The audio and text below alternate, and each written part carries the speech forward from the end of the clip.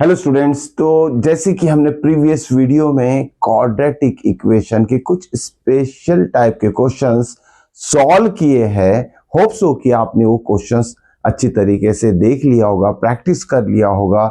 कुछ unique type के questions हम ले रहे हैं।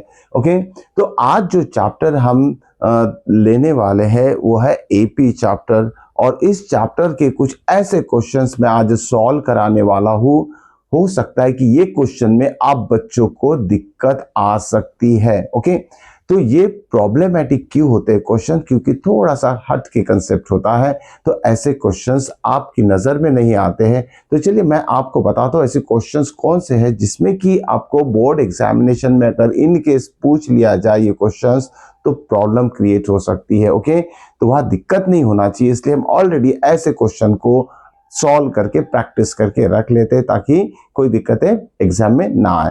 तो चलिए शुरुआत करते हैं फर्स्ट क्वेश्चन से। तो देखिए अरिथमेटिक प्रोग्रेशन जो चैप्टर है, it's so easy and interesting chapter. तो इस चैप्टर में कुछ पर्टिकुलर क्वेश्चन है, उस क्वेश्चन को मैं आपसे डिस्कस करने वाला हूं। तो एक्सरसाइज नंबर 5.3 देखिए, 5.3 एक्सरसाइज में exercise 5.3 question number 3 and sub question number 8। अगर आप इस क्वेश्चन को देखोगे, थोड़ा सा अलग टाइप का क्वेश्चन है। ओके, वन शॉट में इसका सॉल्यूशन आने के चांसेस कम है, तो ऐसी क्वेश्चन को हमने सॉल्व करके पहले ही रख लेना चाहिए। तो देखिए क्वेश्चन नंबर 8 में क्या दिया पहले देख लेते हैं। तो exercise 5.3 question number 3 and sub question number 8 क्या दिया है उसमें? If a n is equal to 4, d for difference is equal to 2 and sum of nth term is -14। देखिए 3 टर्म्स दिए हैं, an की वैल्यू दिए, d की वैल्यू दिए, s and sum of n term जो है -14 है इसमें। देन फाइंड क्या करना है इसमें? Find what? Find n and what a। हमें नंबर ऑफ टर्म्स उस एपी का फाइंड करना है और साथ में फर्स्ट टर्म क्या होगा, ऐसे दो रिक्वायर्ड टर्म इसमें दिए। तो देखिए इस तरह के क्वेश्चन को सॉल्व कैसे करेंगे। तो यहाँ देखिए एन की वैल्यू दी है, एन मतलब होता है last term of the AP जिसकी वैल्यू है 4। S and sum of n terms दिया है -14। तो ये एन जो है, एन हम लिख लिया है ऑलरेडी 4। तो एन के लिए हम फॉर्मूला हम अप्लाई करेंगे। एन इज इक्वल टू क्या होता है? A plus N minus 1 into D. तो ठीक है, एन का यहाँ फॉर्मूला अप्लाई किया, डी हमें पता है डी इज 2। तो ये दोनों वैल्यूज अगर इसमें सब्स्टिट्यूट कर देते तो क्या होगा? 4 is equal to a plus N minus 1, n minus 1, क्योंकि एन एब्सेंट है। एब्सेंट है मतलब वैल्यू दी नहीं है। D for what? डिफरेंस, जो कि 2 दिया है। ओके, अब क्या करेंगे हम? 4 इज इक्वल टू, इसको सॉल्व करते हैं। ये हो जाएगा a प्लस 2 से दोनों को मल्टीप्लाई कर देंगे, ये आ जाएगा 2n माइनस 2। इस माइनस 2 को इधर भेजा जाएगा, तो ये हो जाएगा 4 plus 2 is equal to a plus 2n। तो इसे फिर से रीअरेंज करेंगे तो a प्लस 2n की वैल्यू क्या हो जाएगी? 2 plus 4 that is equal to 6। इस तरीके से एक इक्वेशन हमें an से मिल जाएगा। ओके, अब आते हैं एस एन की। इसमें एस एन का फॉर्मूला क्या है हमारे पास? S N is equal to होता है n बाय 2 डिवाइडेड इनटू। अब देखिए एस एन के दो फॉर्मूलेज है, 2a plus N minus 1 into d, और जब लास्ट टर्म दिया रहेगा, जब लास्ट टर्म दिया रहेगा तो उसे हम लिख सकते हैं। तो पहले मैं बता देता हूं आपको, एक पहला फॉर्म इसका आता है 2a plus N minus 1 into d. Okay, जब लास्ट टर्म नहीं पता है तो ये फॉर्म यूज करेंगे, और अगर हमें लास्ट टर्म दिया है जबकि यहाँ ए एन की वैल्यू दी है तो हम इसे लिखेंगे ए प्लस ए एन के फॉर्म में, या तो ए एन की जगह एल बी यूज किया जाता है, एल फॉर लास्ट टर्म। तो देखिए इसमें वैल्यू सब्स्टिट्यूट करते हैं। एस एन कितना है? -14 इज इक्वल टू एन हमें पता नहीं है, a for a b first term नहीं पता है, और ए एन कितना है? 4 है। तो ये वैल्यूज हमने इसमें सब्स्टिट्यूट कर दिया। 2 डिनोमिनेटर में इधर जाके मल्टीप्लाई हो जाएगा तो -28 आ जाएगा, और यहाँ n इंटू ए प्लस 4 आ जाएगा। तो थोड़ा अलग टाइप का इक्वेशन यहाँ फॉर्म होगा, तो ध्यान में रखिएगा। हमारे पास इक्वेशन 1 है, इस इक्वेशन 1 से हम a की वैल्यू जो है 6 माइनस 2n यहाँ सब्स्टिट्यूट कर सकते हैं इक्वेशन नंबर 2 में। ओके, तो यहाँ लिखेंगे हम सब्स्टिट्यूट, ओके, इक्वेशन 1 इन 2। ठीक है, इसकी वैल्यू हमने यहाँ सब्सटीट्यूट करना है, तो -28 is equal to n in bracket a की वैल्यू क्या है 6 minus 2n 6 minus 2n plus 4। Okay, तो उसके बाद क्या होगा -28 is equal to n in bracket 6 plus 4 हो जाएगा 10 माइनस 2n आ जाएगा ये। ओके, n से दोनों को मल्टीप्लाई करेंगे तो क्या होगा -28 is equal to 10n minus 2n square आ जाएगा। ओके, तो होप सो कि यहाँ तक आपको समझ में आ चुका होगा। an से एक इक्वेशन आएगा, sn से दूसरा इक्वेशन आएगा, दोनों इक्वेशन इसमें से एक वैल्यू इसमें सब्स्टिट्यूट करना है। इसीलिए ये क्वेश्चन थोड़ा अलग टाइप का है, इसके ऊपर ध्यान देना जरूरी है, उसको सॉल्व करना जरूरी है। ओके, तो अभी आपका कॉन्फिडेंस बढ़ चुका है। अब आगे की स्टेप करते हैं इसमें। देखिए ये वाला जो पार्ट है, ये जो दो टर्म है राइट हैंड साइड में, स्क्वायर वाले टर्म को और n वाले टर्म को लेफ्ट साइड में शिफ्ट कर देते तो क्या हो जाएगा, this implies what 2n square. चलिए 10n इधर आएगा लेफ्ट साइड में तो क्या हो जाएगा -10n और ये -28 as it is. Okay, is equal to 0 हो जाएगा। अब देखिए सारे टर्म 2 से डिविजिबल है तो हम लिखेंगे डिवाइड थ्रू आउट बाय 2, तो ये हो जाएगा हमारा n square minus 5n minus 14 is equal to 0। तो यहाँ एक क्वाड्रेटिक इक्वेशन हमें मिल रहा है, तो कोई दिक्कत नहीं, क्वाड्रेटिक इक्वेशन को हमें सॉल्व करना आता है, चाहे वो फैक्टराइजेशन से करो या फिर फॉर्मूला मेथड से करो। तो यहाँ कितना है, यहाँ 14 है कांस्टेंट, और 14 के ऐसे दो पार्ट करना है जिसका सब्सट्रैक्शन -5 आए। 2 7 का कितना होता है 14 होता है, 2 माइनस 7 इज इक्वल टू -5 आ जाएगा। तो इस मिडल टर्म को हम 2 और 7 के फॉर्म में स्प्लिट करेंगे तो क्या हो जाएगा, ये n square plus 2n minus 7n minus 14 is equal to 0। Okay, अब देखिए इसके बाद थोड़ा चेक कर लेते हैं, 2 माइनस 7 -5 आता है। उसके बाद हम क्या करेंगे, इसको फैक्टराइज करेंगे तो n कॉमन आ जाएगा, n प्लस 2 आ जाएगा, -7 कॉमन आ जाएगा, n प्लस 2 इक्वल टू 0 आ जाएगा। ओके, तो होप सो कि यहाँ तक आपको समझ में आ चुका होगा। अब उसके बाद क्या करेंगे, दिस इज इक्वल टू 0। अब यहाँ से n प्लस 2 कॉमन ले लेते हैं, नेक्स्ट ब्रैकेट में आएगा n minus 7 is equal to 0। यहाँ से n की दो वैल्यू मिलेगी, n plus 2 is equal to 0 means n is equal to आ जाएगा -2, यहाँ आ जाएगा n minus 7 is equal to 0, तो n कितना आएगा 7।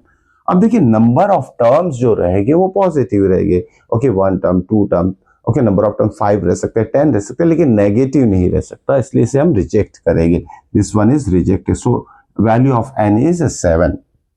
तो ठीक है, वैल्यू ऑफ n क्या आ गया, हमारी 7 आ चुकी है। अब देखिए इक्वेशन 1 क्या था हमारा, इक्वेशन 1 जो लिखा था हमने उसे थोड़ा रिकॉल कर लेते हैं। इक्वेशन 1 क्या था हमारा, देखते हैं। इक्वेशन 1 इम्प्लाइज क्या था हमारा, a is equal to 6 minus 2n। Okay, यही a की वैल्यू सब्स्टिट्यूट किया था 6 माइनस 2n, तो इक्वेशन 1 था हमारा। अब देखिए n इज इक्वल टू 7 है, तो यहाँ हम सब्स्टिट्यूट करेंगे, put n is equal to 7, तो a इज इक्वल टू कितना होगा 6 माइनस 2 इंटू 7, तो कितना होगा 14, 6 माइनस 14 इज इक्वल टू -8, तो a की वैल्यू यहाँ हमारी -8 आई है और n की वैल्यू जो आई है 7 आई है। तो ये क्वेश्चन थोड़ा अलग टाइप का है, तो इस पे अच्छे से ध्यान देके इसे प्रैक्टिस जरूर कर लीजिएगा। ओके, चलो आगे बढ़ते हैं नेक्स्ट क्वेश्चन की इधर। नेक्स्ट वाला क्वेश्चन भी थोड़ा अलग टाइप का है, डिफिकल्ट लेवल का बोल सकते हैं हम। ओके, तो ये सारे क्वेश्चंस को आपको बहुत अच्छी तरीके से ध्यान देके सॉल्व करना है, ताकि इन केस बोर्ड एग्जामिनेशन में अगर ऐसे कोई क्वेश्चन आ जाते हैं तो आपके मार्क्स नहीं कटना चाहिए। ओके, तो चलिए नेक्स्ट क्वेश्चन देखते हैं। क्वेश्चन नंबर 11 की बात करें, सेम एक्सरसाइज 5.3 क्वेश्चन नंबर 11। तो ध्यान दीजिएगा इस क्वेश्चन के ऊपर क्या दिया है, the sum of nth term, the sum of the sum of n terms, sorry not nth, n terms of AP is given by 2n minus n square। तो देखिए कोई AP है, उस AP में जितने भी नंबर ऑफ टर्म है, suppose n number of term है, तो n नंबर ऑफ टर्म का सम इस n के इक्वेशन के फॉर्म में दिया 2n minus n square. Okay, तो फाइंड क्या करना है इसमें, देखते हैं। फाइंड क्या करना है इसमें, फर्स्ट टर्म फाइंड करना है इसमें, फर्स्ट टर्म। अब हमें फर्स्ट टर्म पता है, कैसे रिप्रेजेंट करते हैं, A1 से, तो ब्रैकेट में A1 लिख लेते हैं। ओके, और क्या फाइंड करना है हमें, A2 फाइंड करना है। ओके, A2 से पहले S2 निकालना है, सम ऑफ टू टर्म्स, या लिख लेते हैं sum of two terms. First two term की बात कर रहा है, फर्स्ट टू टर्म निकाली। Also find A2, A3, A10, AN। तो इतने सारे टर्म्स इस क्वेश्चन में हमें फाइंड आउट करना है। तो देखिए सिर्फ सम दिया है, वो भी सम ऑफ n टर्म्स दिया है, इसके ऊपर से हमें से सारी वैल्यूज निकालना है। तो सॉल्यूशन देखिए कैसे लिखते हैं इसका, सॉल्यूशन फॉर दिस। अब देखिए सम ऑफ n टर्म कैसे रिप्रेजेंट करेंगे हम, Sn से, सम ऑफ n टर्म, और उसकी वैल्यू ऑलरेडी दे चुके हैं। Sn की वैल्यू दी है 2n माइनस n स्क्वायर, ये सम ऑफ n टर्म की वैल्यू दी चुकी है। ओके, तो अब क्या करेंगे हम, फर्स्ट टर्म निकालना है। देखिए कोई भी एपी में क्या नंबर ऑफ टर्म्स क्या रहते हैं, A1, A2, A3 and so on, last में AN रहता है, तो ये एपी हो गया आपका। ठीक है, तो ये फर्स्ट टर्म निकालना है। Okay, sum of n term, तो यहाँ देखिए n इज इक्वल टू, अगर 1 ले लेते हैं, n की वैल्यू 1 ले लेते हो, क्या होगा देख लेते हैं पहले। S1 आ जाएगा, 2 इंटू 1 आ जाएगा, माइनस 1 स्क्वायर आ जाएगा, is equal to 2 into 1 is 2, 2 minus 1 it is 1। तो S1 जो आया है 1 आ गया। S1 का मीनिंग समझ लेते हैं, S1 मतलब फर्स्ट टर्म का सम, उसी के साथ, तब कोई भी सिंगल टर्म है तो वो ऐड तो होगा नहीं, तो सिंगल S1 कभी भी ध्यान में रखना, S1 is always equal to A1, मतलब फर्स्ट टर्म ही रहता है। तो S1 is A1 and S1 की वैल्यू हम 1 निकाल चुके हैं, तो फर्स्ट टर्म क्या रहेगा यहाँ ध्यान में रखिए, S1 is always A1 means first term of the AP रहता है। सो A1 इज 1। इस तरीके से हमने फर्स्ट टर्म निकाल लिया। अब हमें निकालना क्या है, next term, sum of first two term निकालना है, ध्यान में रखें, first two term. Okay, next वाला सम ऑफ फर्स्ट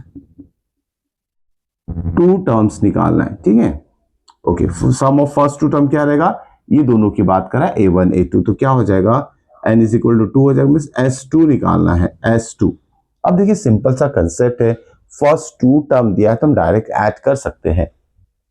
क्या हो जाएगा इसमें, फर्स्ट टू टर्म का सम A1 प्लस A2 हो जाएगा, या तो फिर हम ऐसे कर सकते हैं, Sn जो दिया है, Sn पहले Sn फिर से लिख लेते हैं 2n माइनस n स्क्वायर। ठीक है, अब सम ऑफ फर्स्ट टू टर्म क्या रहेगा, फर्स्ट टू टर्म मतलब n इज इक्वल टू 2 ले गया, क्योंकि फर्स्ट टू टर्म का सम निकालना है, तो n की वैल्यू हो जाएगी 2, तो S2 कितना हो जाएगा यहाँ, 2 into 2 minus 2 square. Okay, 2 into 2 minus 2 square, तो इसका आंसर आ जाएगा 0।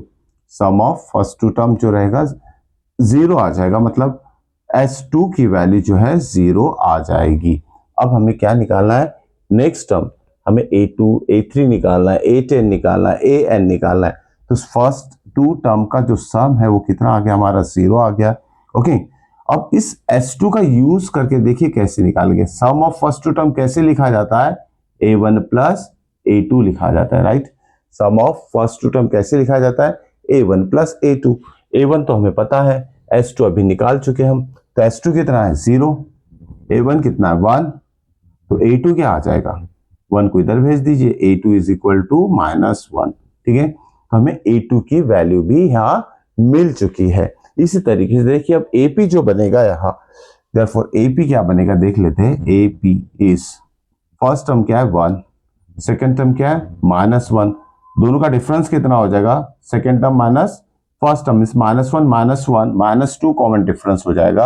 अब इस -2 को हम नेक्स्ट टर्म में ऐड करते जाते हैं तो AP फॉर्म होते जाएगा, -2 -1 -2 -3 -3 -2 -5, इस तरीके से ये AP फॉर्म होते जाएगा। ओके, अब देखिए आगे, तो ये AP फॉर्म हो गया, इस तरीके से हमारा A3 भी आ चुका है। A3 इज इक्वल टू क्या लिखेंगे हम, A2 plus D, A2 plus D जो ऑलरेडी हम फाइंड आउट कर चुके हैं थर्ड टर्म, तो A3 इज इक्वल टू क्या होगा, A2 प्लस D। अब A2 कितना है हमारा -1, डिफरेंस कितना आ गया हमारा, difference means what, it is हमारा A2 आया, A1 भी पता है हमें। ठीक है, तो A2 माइनस A1 ले लेते हैं, A2 माइनस A1, तो डिफरेंस कितना आया -1 दैट इज -2। तो यहाँ डिफरेंस की वैल्यू लिखेंगे -2, तो A3 कितना आ जाएगा -3। ओके, इस तरीके से हम A10 भी निकाल सकते हैं। A10, तो A10 इस तरीके से नहीं निकालना है आपको। A10 के लिए फॉर्मूला यूज करना पड़ेगा AN का। Okay, AN is equal to A plus n-1 into D। इस तरीके से आप A10 निकाल सकते हैं। अगर इन केस मान लीजिए आपको AN निकालना है, अब तो हमारे पास क्या डिफरेंस भी पता है, A भी पता है, A मतलब फर्स्ट टर्म, तो AN निकालने के लिए क्या करेंगे हम, A is what, first term कितना है 1, प्लस इसे वैसे ही रहने दीजिए, और D कितना है -2। बस इसे सॉल्व कर लीजिए, आंसर आ जाएगा, मीन्स वैल्यू ऑफ AN आ जाएगी। तो AN कितना आ रहा है 1 प्लस n-1 इंटू -2, तो -2 से दोनों को मल्टीप्लाई कर देते, कितना हो जाएगा ये -2n प्लस 2, तो कितना हो जाएगा 3 - 2n is the value of AN। इस तरीके से अलग अलग टर्म्स हम फाइंड आउट कर सकते हैं। ओके, ऐसी एक और क्वेश्चन है जिसमें कि क्वाड्रेटिक इक्वेशन फॉर्म होता है, और वो क्वेश्चन है एनसीईआरटी का क्वेश्चन नंबर, जैसे लॉग वाला दिया है, क्वेश्चन नंबर 19 समथिंग है। Okay, question number 19। Okay, 200 logs are stocked together। Okay, 200 logs are stocked together, ये क्वेश्चन आप ट्राई कर सकते हो। 200 logs are stocked together, तो सबसे बॉटम वाली रो में 20 logs रखे हैं, उसके ऊपर वाली रो में 19 log रखे हैं। तो इस तरीके से वहां टोटल जो लॉग दिया, टोटल लॉग्स वहां 200 दिया है। Question number I think so 19 है, वो चेक कर लीजिएगा। सेम एक्सरसाइज 5.3 क्वेश्चन नंबर 19 हो सकता है वो। तो टोटल लॉग्स 200 है उसमें, और एपी क्या दिया है, फर्स्ट रो में 20, 19, 18 डॉट डॉट डॉट दिया है। तो क्वेश्चन में फाइंड क्या करना है, जो लास्ट रो रहेगी उसमें कितने लॉग्स आएंगे, और टोटल नंबर ऑफ रोज कितनी फॉर्म होगी। तो n is equal to question mark, AN is equal to question mark, ऐसे ये दो टर्म दिए। तो इस क्वेश्चन में भी क्वाड्रेटिक इक्वेशन फॉर्म होता है, अच्छी तरीके से सॉल्व कीजिएगा। इसमें जो दो आंसर आएंगे उसमें से एक आंसर रिजेक्ट होता है। ओके, तो ऐसे क्वेश्चन पे आपको ध्यान देना, अच्छी तरीके से टिल द एंड सॉल्व करना है। चलिए मिलते हैं नेक्स्ट चैप्टर के साथ, नेक्स्ट इंपॉर्टेंट डिफिकल्ट क्वेश्चन में नेक्स्ट वीडियो में।